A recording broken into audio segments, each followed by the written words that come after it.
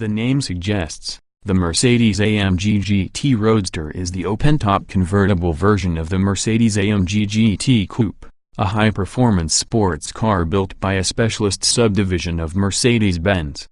It comes in two variants, the regular GT Roadster and the faster GTC Roadster.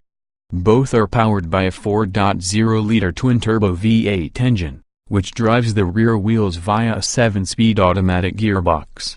Rivals include the more potent turbo versions of the Porsche 911 convertible, the Aston Martin V8 Vantage Roadster, the Jaguar F-Type SVR convertible and the Audi R8 Spider. There are many reasons for buying a car like this, but the chief decision makers are likely to be style and performance. Why buy the Mercedes-AMG GT Roadster? If it's style you're after, the regular AMG GT Roadster has it in spades. This is a statement-making car, with an electric-operated softtop that comes in a choice of 3 colors, opens or closes in 11 seconds and can be operated at up to 30 miles per hour. Lowering the roof gives you the opportunity to appreciate better the glorious noise generated by the AMG V8. Performance isn't exactly in short supply, either, as even this entry-level model has 476 horsepower and goes from 0 miles per hour in 4.0 seconds. However, if it's performance you want, the GTC is worth the extra cost. Not only does its version of the engine produce a shocking great 557 horsepower, and sprint from 2 miles per hour in 3.7 seconds, the C borrows a number of components from the Mercedes-AMG GTR, which currently tops the coupe range. Modifications include rear-wheel steering and an electronically controlled limited-slip differential more sophisticated than the mechanical version fitted in the regular GT Roadster. In addition, it has an extra driving mode race, adaptive suspension and wider-spaced rear wheels for increased grip, in turn necessitating wider bodywork at the back. The GTC Roadster also comes with a higher level of standard equipment, though the GT's optional premium equipment line pack goes some way towards bridging the gap. The C's aggressive looks may not be for everyone, however. Charisma to burn. Whichever AMG GT Roadster you choose, you'll be getting a head-turning convertible that is not only very fast but packed with charisma, from the sound it makes to its voluptuous proportions. The interior arguably outclasses every rival listed above. The standard equipment specification is high and it's easily comfortable enough to cover vast distances. Anyone shopping in this area of the market has a tough decision to make, but this 3-pointed star would certainly be close to the top of our shopping list. Keep reading the full Mercedes-AMG GT Roadster review on for more information. Excellent response from 4.0-liter twin-turbo V8 GTC is extremely fast, but GT no slouch. Standard 7-speed automatic works well. Both versions of the AMG GT Roadster are powered by fundamentally the same 4.0-liter V8 engine. This is specially produced by AMG for its performance variants of Mercedes' regular model range but is particularly at home here in the Marque's bespoke sports car. The engine features 2 turbochargers, positioned between the cylinder banks. This hot inside V configuration is said to improve response and increase efficiency. All we know is that it sounds fabulous, and goes like a cartoon anvil thrown off a cliff. Power, torque, 0.62 miles per hour and top speed. In the GT Roadster the engine produces 476 horsepower at 6,000 revolutions per minute and 630 Nm from 1,7500 revolutions per minute, which is enough for 0.62 miles per hour in 4.0 seconds and a 188 miles per hour top speed. The GTC Roadster gets 557 horsepower from 5,7506, 750 revolutions per minute and 680 Nm from 1,9005, 750 revolutions per minute, 0.62 miles per hour takes 3.7 seconds, and top speed is 196 miles per hour. Fast and faster. The difference in potency between the two models is certainly palpable. But that's nowhere near the same as saying the regular GT Roadster feels underpowered. The engine response is particularly good for a turbocharged car, and if anything, the sound it makes is more cultured than that of the GTC. In the C, The V8 rumble is overlaid by much more obvious turbo noise, in keeping with its more frenetic nature. Gearbox and driving modes. Both cars feature the same 7-speed AMG speed-shift automatic transmission. This is generally well behaved and keen to please, though in common with most AMG cars, can get caught between upshifts in manual mode if you're not quick enough when pulling the steering wheel-mounted paddle shifter for the next gear. Gladly, the fully automatic settings work just fine. A standard fit driving mode selector offers a choice of comfort, sport and sport plus settings on the GT, with an additional race mode on the GTC. These modes get progressively more urgent, with corresponding adaptation of the engine, gear shift times and suspension where the variable damping system is fitted. Classic sports car formula plus added twist of rear wheel steering. Very satisfying to drive. The GT Roadster conforms to the classic template for a sports car, big engine up front sending power to the rear wheels. However, Mercedes-AMG has not only positioned the engine a long way back so that it sits behind the front axle, it's built the chassis with a mix of materials, including steel, aluminum, magnesium and composites, intended to deliver strength and optimized weight distribution. The result is a stiff structure and a well-balanced car. Grip levels are high, while body roll is very well suppressed, even in the adaptive suspension's comfort setting. It gets better and better the faster you drive, and delivers an enormous amount of driver satisfaction on a challenging road, regardless of whether you've got 476 horsepower or 557 horsepower at your disposal. Rear wheel steering. What it does for the GTC Roadster. There are differences between the two models, however, which largely center around the GTC's standard fit rear wheel steering. This actively controls the angle of the rear wheels, pointing them in the opposite direction to the front wheels at lower speeds to achieve tighter turning, switching to the same direction as the front wheels at speeds above 62 miles per hour for greater stability. In general, this works almost imperceptibly, though if you're really pressing on you can feel it pivoting the car into hairpin turns, and just occasionally you might misjudge the amount of steering lock required, as the car changes direction slightly more abruptly than expected. For the most part, however, it serves to give the GTC remarkable agility for something so large, in a manner that is impressively seamless.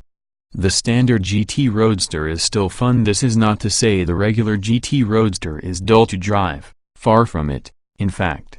If anything, without the rear axle mucking about you get a pure experience, with the reduced variation in cornering response placing more emphasis on the driver when it comes to making quick progress.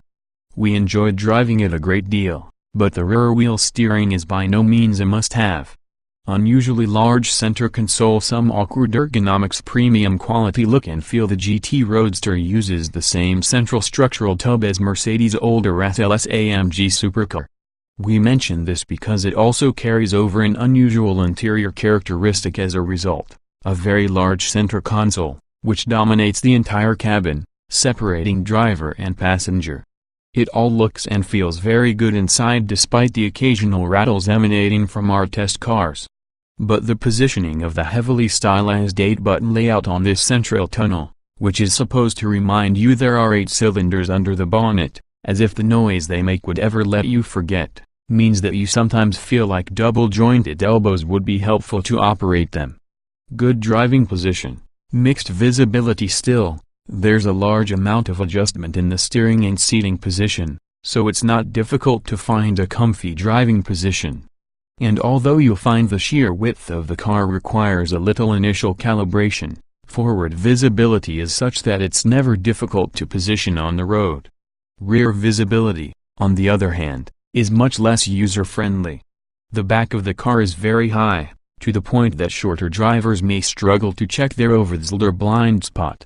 We've only tested the adaptive suspension so far. Comfort and composure impressed. Dynamic Plus package more compromised. Every version of the GT Roadster we've so far been able to drive has been fitted with adaptive suspension, which varies the response of the shock absorbers in order to balance ride comfort against body roll in the corners, as required.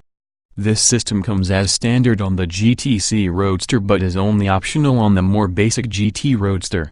Its behavior is influenced by the driving mode selector, but there's also a separate button on the center console to activate or deactivate the three Comfort, Sport and Sport Plus levels of damping independently, giving you even greater control over the car.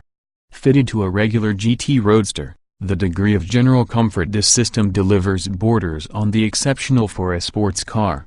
Even the firmer modes deal brilliantly with bumps, making for smooth progress over bad surfaces. Good news for the UK.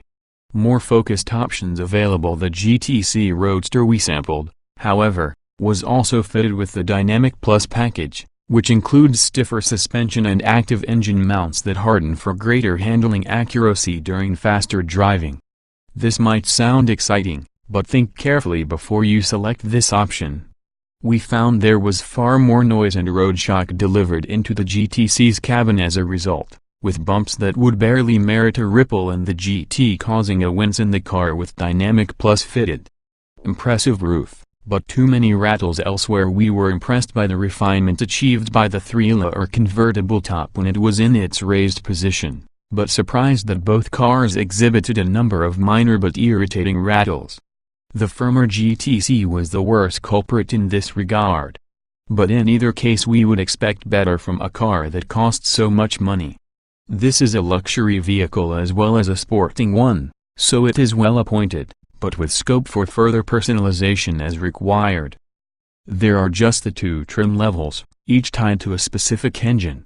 These are the highlight items of standard equipment on the more basic GT Roadster: Command Online infotainment system with sat-nav, DAB and Bluetooth, 19-inch alloy wheels, wind deflector, AMG performance exhaust, heated AMG sports seats, air scarf to keep your neck warm, black Nappa leather upholstery, mechanical limited slip differential. The GTC Roadster adds these extra items: larger 20-inch wheels at the rear, Burmester surround sound, HiFi system, reversing camera, keyless ignition, AMG performance steering wheel, red brake calipers, active rear wheel steering, electronically controlled limited slip differential, adaptive suspension. You can choose from 3 colors for the roof at no extra charge: black, red and beige, and both models are available with carbon ceramic brakes for increased stopping power.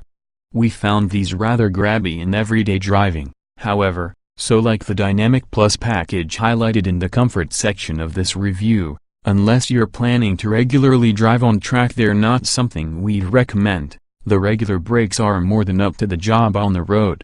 The premium equipment line option package for the regular GT Roadster includes keyless ignition, Burmester HiFi, reversing camera, and brushed stainless steel door sill finishers with AMG written on them.